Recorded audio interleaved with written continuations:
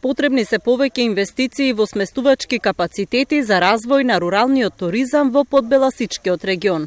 Градоначалникот на Ново село Ѓорге Божинов вели дека има голем интерес од граѓани за изградба на вили за рурален туризам, но немале земјиште за таа намена. Во следниот период ќе изготват урбанистичка документација за продажба на нови парцели за изградба на викенд населба.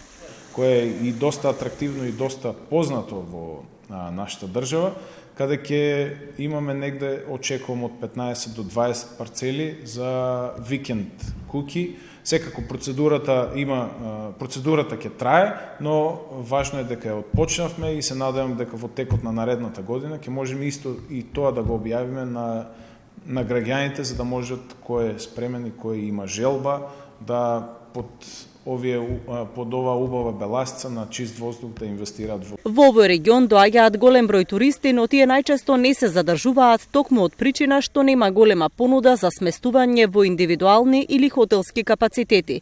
Селата се полуиспразнети и нема кој да ги менаџира куќите за издавање, а малку од тој имот е на продажба за заинтересирани инвеститори. Во следните месеци оваа општина ќе продава и плацеви за изградба на семејни куќи.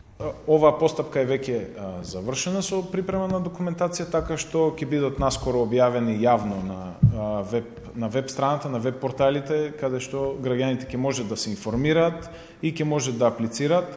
Пограничниот Подбеласички регион привлекува илјадици туристи секој викенд на водопадите во Колешино, Смоларе и Габрово, не само од Македонија, туку и од соседна Бугарија.